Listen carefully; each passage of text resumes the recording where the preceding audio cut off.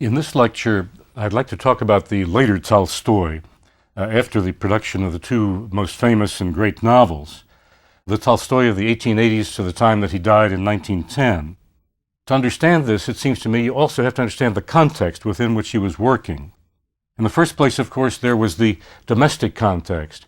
Remember that his wife, Sofya Andreevna, had once upon a time, back in the 1860s, recopied the manuscript by hand, recopied the manuscript of War and Peace 7 separate times.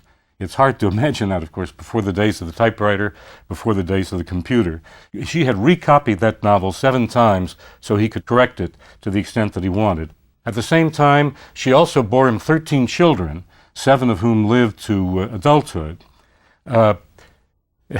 It's a rather painful fact to have to say that at the end of his life, at the age of 82, he died on the road running away from his wife. I must say, a little bit hard to take. Then, of course, there's the fight over the legacy. In the 1880s and 90s, there grew up groups called the so-called Tolstoyans, in Russian, Tolstovцы, the followers of Tolstoy. They thought that they had somehow kind of a lock and key on the doctrine of Tolstoy that he was developing, the doctrine of nonviolent resistance to evil, the doctrine of a kind of Christianity that was somewhat different from the Eastern Orthodox Christianity that most Russians knew. And there came to be great fights between the Tolstoyans, the so-called followers of Tolstoy, and people within his household, particularly with his wife. There was even a fight over who had the rights to the manuscript. Finally, Tolstoy, in disgust, said to his wife, "Look, all right, you take the manuscripts. I put them entirely in your hands." And she said, "Oh, yes, that's very nice.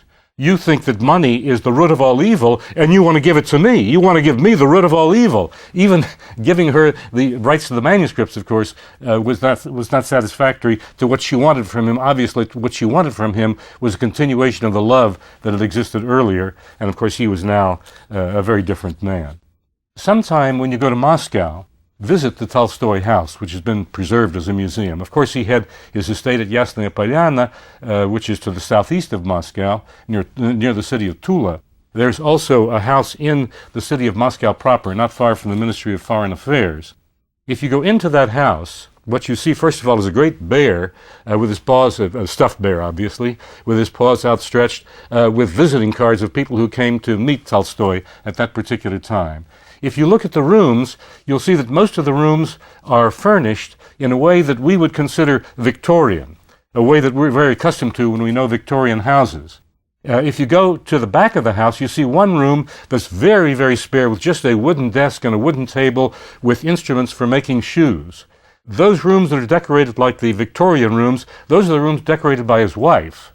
That room that has the instruments for making shoes and just a bare table and a bare desk, that's, of course, Tolstoy's room. And the very setup of those rooms, the very decoration of those rooms gives you an idea of the distinction between his personality and the personality of the family and his wife. Of course, she had no choice. She had to raise those children. She had to take care of them. It became a very difficult situation. There was also, of course, the question of agriculture. As you know from our discussion of Anna Karenina and to a certain extent of War and Peace, Tolstoy was very much interested in what happened in the countryside, which he considered the heart, the soul of Russia. On the one hand, he really did believe in physical labor, in human labor. It was the human element, it seemed to him, that made the importance of agriculture. And yet this was a time when machines were beginning to come into agriculture, and Tolstoy was interested in perhaps using those machines not to replace the labor, as some of his neighbors wanted to do, but you have to remember now, this is after the abolition of serfdom, which happened in the 1860s. Tolstoy wanted to use these machines not to abolish the labor, not to throw the people off their land, but rather to make agriculture more productive in the interests of these very people. But of course, the peasants didn't understand this very well. They would often sabotage the machines. They didn't understand them. They didn't want them coming in, and it became quite a struggle, the whole business of the organization of agriculture, which he discusses in some detail in Anna Karenina. Then, of course, there was the question of education. The Tsarist regime deliberately kept the vast majority of its population in illiteracy because the Tsar thought this was to his advantage. That way he could control the population more easily. Tolstoy saw this as a distinctly immoral position. He was interested in the education of the peasantry. But of course he realized that if they got a certain kind of education, it would do them no good.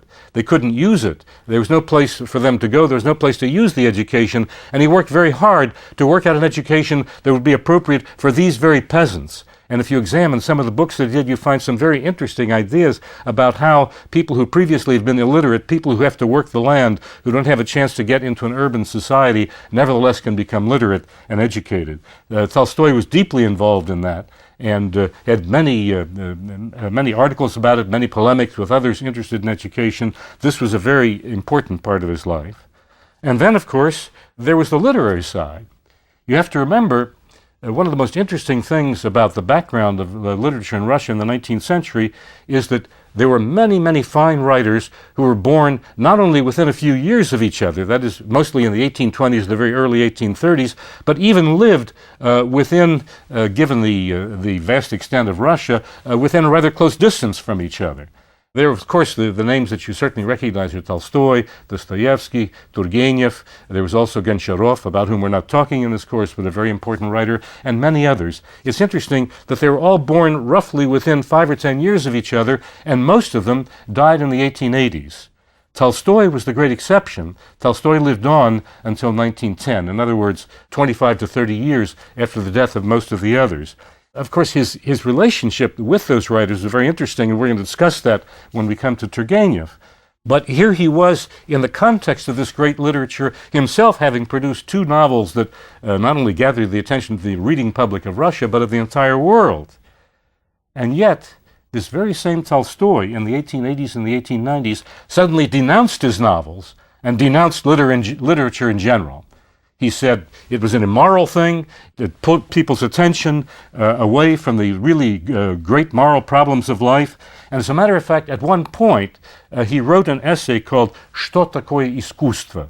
What is the nature of art? And Tolstoy finally came to the expression, the nature of art is the expression of the чуть-чуть in Russian. That's something not very easy to translate. It means barely, barely, or the wee bit.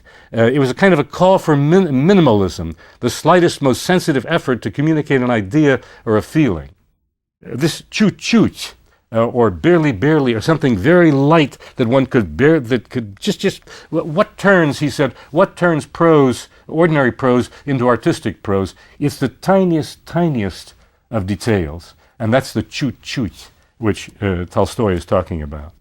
Under the influence of these ideas, he turned, I'm almost tempted to say this is the period of Tolstoy the preacher. He turned to the idea that the most important thing in writing was preaching morals to people, preaching to them how they should live. The first really masterwork of this period is a work called The Death of Ivan Ilyich, which was published in the early 1880s. In 1886, Tolstoy published The Death of Ivan Ilyich. This is in the form of a povest, as you may remember, what we call a novella. The 2 novellas that I'm going to talk about, it seems to me, are actually at the very high level that we saw before in Gogol and in Dostoevsky, and of course also some of the povesti by Pushkin. The Death of Ivan Ilyich deals with one of the 2 great obsessions in Tolstoy's life. The first obsession was with the problem of death. It seemed to me almost scandalous that death was inevitable for every human being, no matter how hard we struggle against it. And the story juxtaposes almost diagrammatically the life and death of a seemingly comfortable Petersburg legal bureaucrat whose death announcement is read in the beginning of the story by his colleagues and friends. Of course, their thoughts are all concentrated on what they may gain as a result of his absence, just as the widow's thoughts are all concentrated on how much money she can get from the government, a scheme which she's very cleverly and earnestly tried to work out. They're all concerned with what they can get out of the death. No one, it seems, has been willing to concentrate on the topic so important to the author of the tale. What's the nature of death itself? How's it connected to the life of the former living human being? And so in order to do this, Tolstoy takes us back to the life and career of the title character, Ivan Ilyich. How he made himself respected by going through all the conventions of the society. Remember before we talked about comme il faut, his life is comme il faut to the nth degree. Everything completed according to the expectations of a career and a family, whose real feelings and desires are always kept at arm's length by a Russian legal bureaucrat. We see Karenin's Petersburg. You remember Karenin, the successful bureaucrat, bereft of the genuine life force and passion of an Anna Karenina, but through the eyes of Alexei Karenin. Just as Ivan Ilyich seems to have solved his financial problems, to establish his ideal comfortable home with beautiful furniture, you understand how he struggled for this. He spent his life working very, very hard to make a career, to get the necessary money, to make the necessary connections, all those things that a bureaucrat has to do. In the process of setting up this redecorated house, he slips while setting up a curtain and falls with considerable force on his side.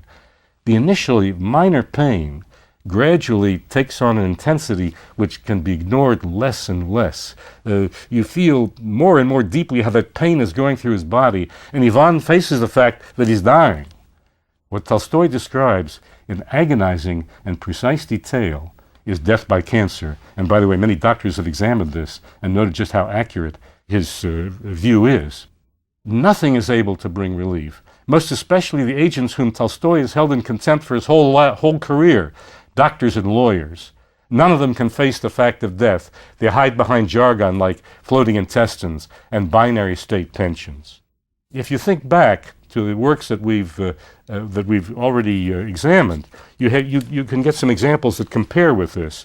You think of the death of old Bezukhov in the first part of War and Peace, a death which brings terrible suffering to Pierre Bezukhov, who is the illegitimate son of this old man, and there's been a great love relationship between them, and he sees the old man helpless on the bed, trying to turn him over. He does his best to try to help to relieve the pain of the old man, but he can't do it, and finally, of course, he has to face the death.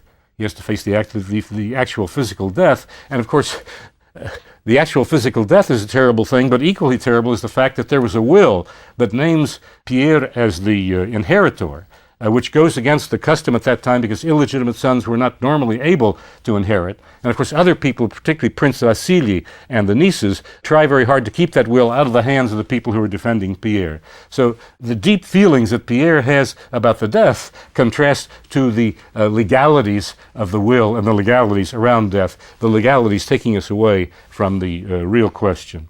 When it comes to doctors, we think of Natasha, who is plunged into a terrible sickness after the awful trick that Anatoly almost succeeds in playing on her that we talked about before. Nobody knows how to cure her. Nobody knows how to bring her out of the depression and the horrible feelings and the illness that she falls into. Doctors come, and of course doctors' attempts are of no avail. The only thing that will cure her, says Tolstoy, is nature itself. And then we remember Karenin going to a lawyer's office, and of course Karenin, in spite of all of his surface coldness, is deeply disturbed by his loss of Anna, and all the lawyer can concentrate on is trying to catch moths which are in his office. And as soon as the lawyer wants to laugh at Karenin, he sees him as rather ridiculous, but to cover up the laughter, he reaches for a moth and claps his hands to try to do this. The one exception in the story that we're talking about, that is in the death of Ivan Ilyich, is Gerasim, a peasant who willingly brings relief with his cheerfulness and willingness to hold up Ivan's legs, and Ivan's youngest son, who still has the innocence of youth about him. Ivan begins to understand a little bit about the nature of his life when he contemplates the classical example of the syllogism. You remember the syllogism, all men are mortal. Caius is a man, therefore it must follow that Caius is mortal. You have the general proposition, the particular proposition, which is a part of it. Therefore, the particular has to share of the general. Caius is mortal. Well, says Ivan Ilyich, that's all very well for Caius. If he wants to die, let him die. But what about Vanya? You understand, Vanya is the diminutive of Ivan. What about Vanya? What did Caius know about the rustle of the dress of his mother? What did Caius know about Vanya's love for tarts, his loves, his skills? Once again, we get to Tolstoy that deals with the physical detail, the silk dress of the mother, the tarts that he ate as a young man. Here we get a breath of the old mastery of Tolstoy in bringing our deepest feelings and fears as well as our pleasures to life.